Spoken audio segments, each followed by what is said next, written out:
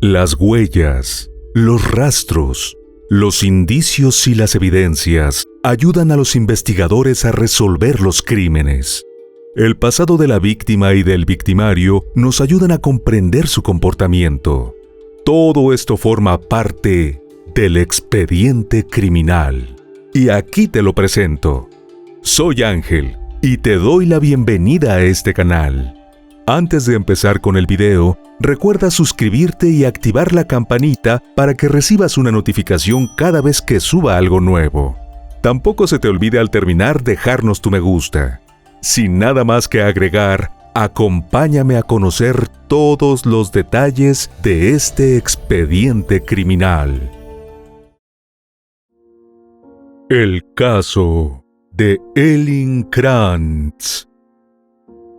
Elin Krantz nació el 16 de agosto de 1983 en Falköping, una localidad de la provincia de Västra Götaland, Suecia. Era hija de Ann-Britt Krantz y de Ove Krantz, quien trabajaba como médico de distrito. La joven tenía 5 hermanos y, según sus amigos, era una persona encantadora y amable, que siempre disfrutó socializar y conocer gente. Se dice que le apasionaban las comidas de otros países y que amaba a su perro. Elin creció en su natal Falköping, donde se graduó de la escuela secundaria y realizó estudios universitarios. En otoño de 2010, cuando tenía alrededor de 27 años, se mudó a Gotemburgo junto a su hermana mayor, María, con la idea de comenzar una nueva carrera universitaria. Según algunas reseñas, desde pequeña, Elin demostró ser una persona abierta a otras culturas, y se dice que, al crecer, luchó por los derechos de los inmigrantes en Suecia, un país con una larga tradición de acogida de extranjeros. La joven mujer solía frecuentar con sus amigos lugares nocturnos de la ciudad, y así lo hizo el domingo 26 de septiembre de 2010. Esa noche, el punto de encuentro fue la discoteca Balland, en el centro de Gotemburgo. Cerca de las 4 de la mañana, cuando el grupo dio por terminada la velada, Elin y una amiga tomaron el tranvía 5 para regresar a sus hogares. Su compañera se bajó en la estación Halmar Brattingsplatsen, mientras que Elin continuó el trayecto sola. Sin embargo, Elin no llegó a su casa. Al percatarse de su ausencia, su hermana se preocupó mucho, porque entre ellas había mucha comunicación, y si alguna de las dos iba a pasar la noche afuera, siempre se lo hacía saber a la otra. Pero esa noche, Elin no le advirtió que no regresaría, y las alarmas se dispararon. Sin demora, la familia se puso en contacto con la policía y se inició la búsqueda, asumiendo que se trataba de un secuestro. En el transcurso de la mañana del lunes 27, los Krantz recibieron una información que los hizo entrar en pánico. Una amiga de Elin había recibido varias llamadas y un mensaje de voz de la joven en el que se le escuchaba decir en reiteradas oportunidades que no. Y también se oía hablar a uno o más hombres con un acento extranjero. Sin embargo, no estaba claro si el audio había sido grabado a bordo del tranvía o cuando Elin se bajó del mismo. La desesperación crecía minuto a minuto entre parientes y amigos, quienes salieron a la calle y colocaron cientos de fotos pidiendo información sobre ella.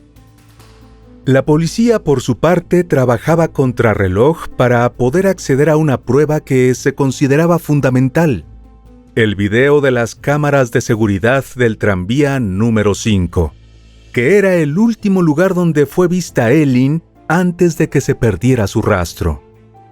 La premura por obtener ese video, además de la convicción de que podía ser clave para el caso, obedecía a una disposición que solo permitía acceder al material dentro de las 24 horas siguientes al inicio de la investigación. Lars Olof Gustafsson, jefe de seguridad vial del tranvía de Gotemburgo, hizo la solicitud, y las imágenes estuvieron disponibles para los detectives, quienes pudieron ver toda la secuencia del viaje de Eileen en el medio de transporte. En el video se observaba que después de que la amiga de Eileen descendió del tranvía, la muchacha se quedó dormida durante parte del trayecto. En determinado momento, un hombre se le acercó y le buscó conversación, lo que hizo que ella se despertara. Sin embargo, a pesar de los intentos del sujeto, Eileen lo ignoró. La grabación permitió verificar que el individuo siguió a Eileen cuando ella se bajó en la estación Temperaturgatan, ubicada en una zona boscosa. A partir de la visualización del video, los agentes concentraron su búsqueda en el área, y el lunes 27 de septiembre, a las 7:10 de la noche, uno de los perros patrulla de la policía hizo un descubrimiento. Oculto bajo una densa vegetación, en el bosque adyacente a la parada del tranvía, se encontró el cuerpo de una mujer. La víctima estaba debajo de una enorme piedra. Se encontraba desnuda de la cintura para abajo y con las piernas abiertas. Además, las prendas que la cubrían coincidían con las que vestía Eileen cuando fue vista por última vez. Un vestido negro y una chaqueta gris. Para la familia se había hecho realidad la peor de sus pesadillas. Su amada y dulce Eileen estaba muerta. Los investigadores no tenían duda de que estaban frente a un caso de asesinato y presumían que la joven había sido víctima de abuso sexual. Según los primeros hallazgos realizados en la escena del crimen, luego de acabar con la vida de Eileen, el delincuente arrastró su cuerpo unos metros sobre un terreno irregular, hasta el punto donde fue encontrado. Cerca de la víctima, los peritos encontraron diferentes elementos, como un elástico para el cabello, un encendedor, envoltorios de dulces y una moneda. Los funcionarios a cargo de la investigación también ubicaron el lugar donde se inició el ataque. Allí hallaron otros objetos que se sumaron a las evidencias, entre los que pueden mencionarse la montura de un arete y una perla que era parte de ese accesorio, así como la tapa de la batería de un teléfono móvil, los cuales pertenecían a Eileen. También se recolectó un cuchillo con su respectiva funda, aunque no había evidencia de que el mismo se hubiera utilizado contra la víctima. Las pesquisas realizadas en los alrededores también arrojaron resultados. Dentro de un contenedor de basura aparecieron varios artículos que resultaron ser de Eileen, entre los que estaban sus zapatos, su cartera, maquillaje, medias, ropa interior y su licencia de conducir. En el mismo recipiente se recolectaron unos jeans que no pertenecían a la víctima, pero estaban manchados de sangre, una camisa y medias. Al conocerse los detalles de la autopsia, el país quedó en shock. Se determinó que el agresor golpeó y pateó a Eileen con tanta brutalidad que le dejó importantes lesiones en el cuello, los brazos y las piernas. Además, se estableció que su muerte fue consecuencia de un golpe con un objeto contundente en la cabeza. El análisis post-mortem también confirmó la sospecha de agresión sexual y de un intento de estrangulamiento. La investigación continuó su curso, y los policías se enfocaron en el video de vigilancia del tranvía, la pista clave para llegar al principal sospechoso. Unos días después del crimen, funcionarios policiales vestidos de civil vieron en la estación central de Gotemburgo a un hombre de color a quien reconocieron de inmediato como el individuo buscado por el asesinato de Eileen. Llevaba el mismo estilo de ropa, coincidía en altura, vello facial, cabello y edad. Además notaron que tenía una laceración sobre su ojo izquierdo y raspaduras en los nudillos. Los oficiales se acercaron al sospechoso y comenzaron a hablarle. Entre otras cosas, le preguntaron qué había hecho ese fin de semana. Él dijo que había estado en el cumpleaños de su hijo, pero a pesar de su respuesta, los agentes lo trasladaron a la comisaría. Al llegar a la dependencia policial, los funcionarios le mostraron la imagen de la cámara de vigilancia del tranvía, y no pudo sino admitir que se trataba de él. ¿Quién era el sospechoso de haber asesinado de una manera tan brutal a la joven y hermosa residente de Gotemburgo?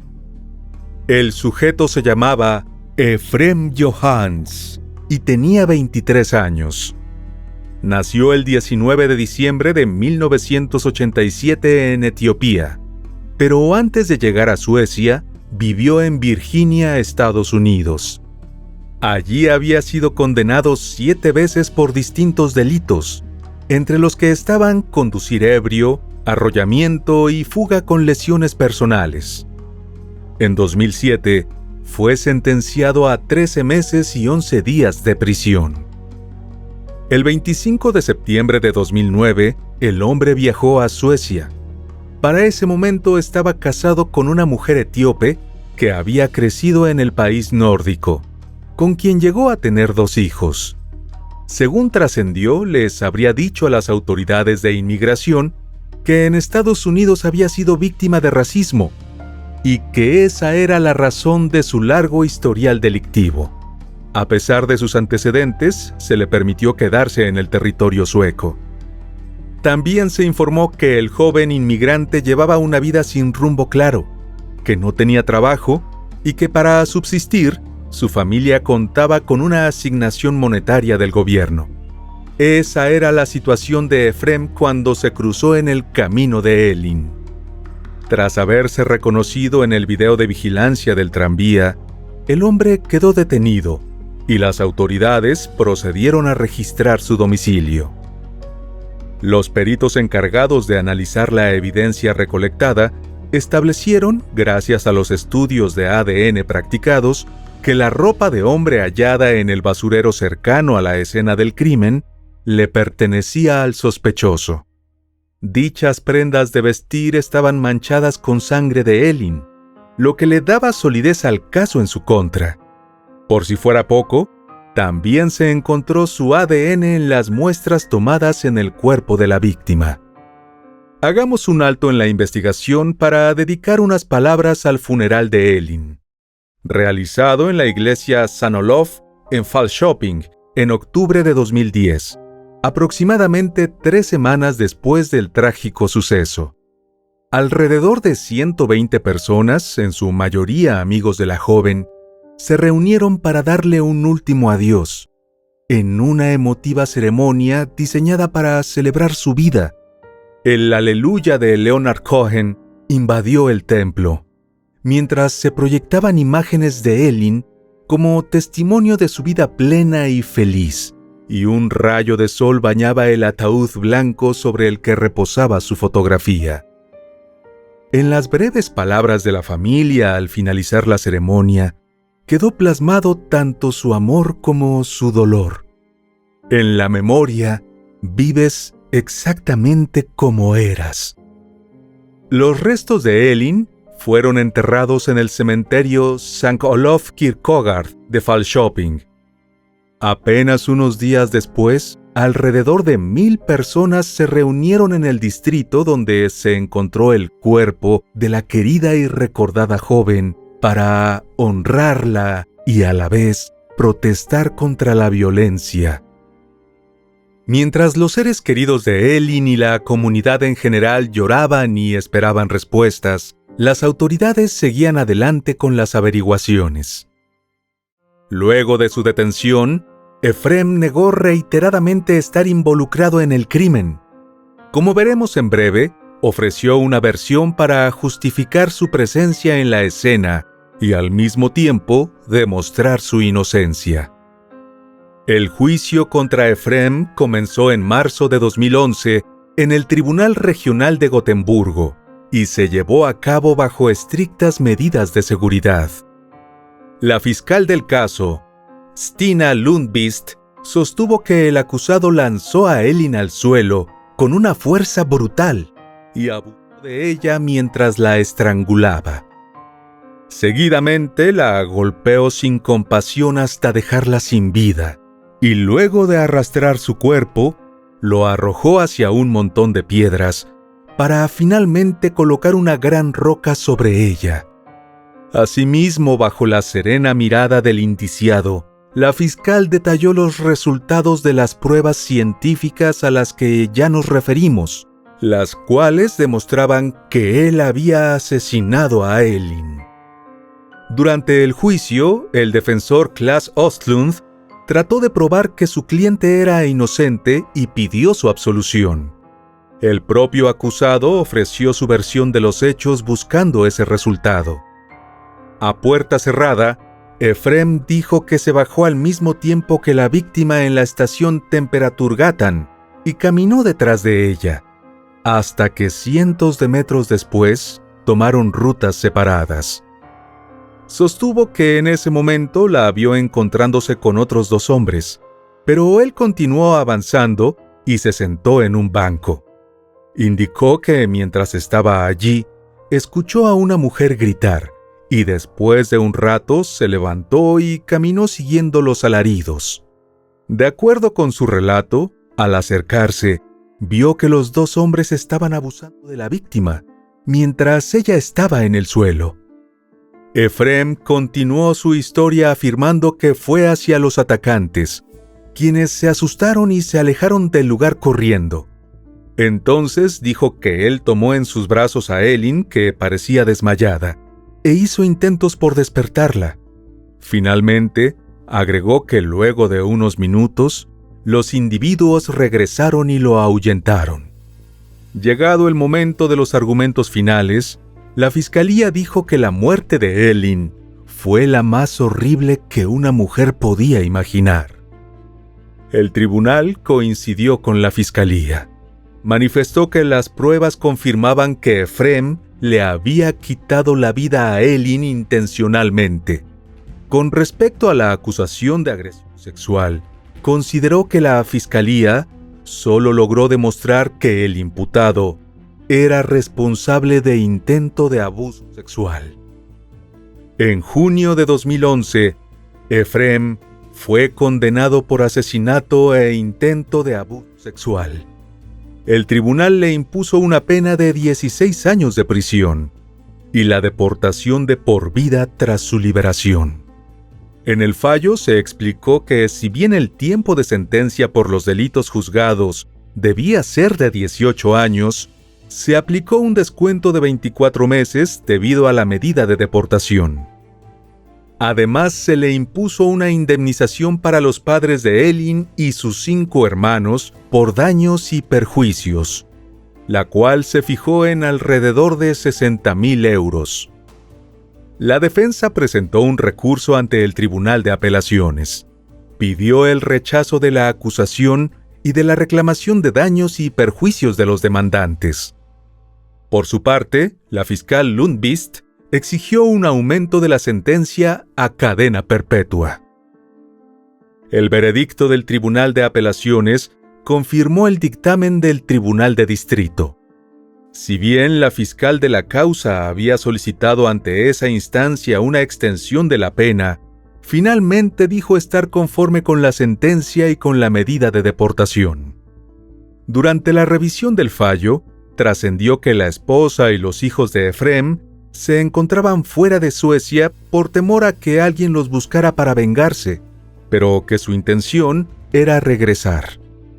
Efrem no permaneció en la primera prisión a la que fue enviado. Como resultado de una pelea en la que se vio involucrado, el Departamento de Investigación Criminal decidió su transferencia a la cárcel de seguridad de Salberganstalten. Allí Efrem continuó generando conflictos. Según se reportó, se negaba a trabajar y tuvo conductas inapropiadas en más de una ocasión. Durante el 2019, el hombre solicitó ser trasladado a Etiopía para cumplir allí el resto de la condena. Alegó que sus derechos humanos estaban siendo violados en Suecia, pues estuvo expuesto a tratos degradantes en la institución en la que se encontraba privado de libertad. Trascendió que dicha petición fue rechazada por la falta de acuerdos sobre la materia entre ambos países.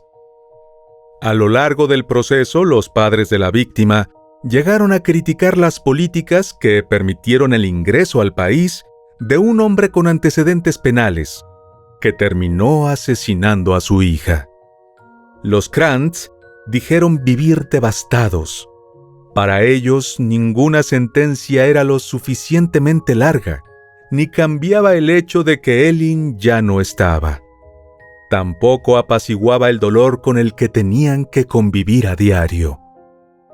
A pesar de haber obtenido justicia, la familia nunca encontró respuesta a una pregunta que comenzaron a hacerse desde el mismo 27 de septiembre de 2010, cuando recibieron la inesperada noticia del asesinato de Elin. ¿Por qué? Antes de cerrar esta entrega, es oportuno tocar brevemente algunos aspectos que rodearon este caso. En Suecia, como en otros países, el tema migratorio es generador de polémica. Mientras existen grupos que buscan exaltar los aspectos negativos de la entrada de migrantes, otros apoyan la apertura. La discusión al respecto ocupa importante espacio en los medios y las redes, donde detractores y defensores vierten sus argumentos. En ese contexto, el asesinato de Elin fue explotado por individuos y colectivos que vieron en su muerte una demostración del vínculo entre los migrantes y la criminalidad en el país. En el marco de esas informaciones, se dijo que Elin habría sido impulsora de un grupo de Facebook llamado Nos gusta la diversidad, y que resultaba irónico que, como luchadora por los derechos de los migrantes, hubiera muerto en manos de uno de ellos. Incluso surgieron informaciones que la ligaron a una supuesta campaña para promover el sexo interracial. El hecho es que, tras haber sido violentamente asesinada, Elin fue revictimizada a través del uso de su imagen con fines políticos. Algo ciertamente reprochable. Y bueno, querido oyente, hasta aquí el caso de hoy. Te espero en otra entrega para que juntos analicemos todos los detalles de los más terribles crímenes de la historia. Nos vemos hasta el otro expediente criminal. ¡Adiós!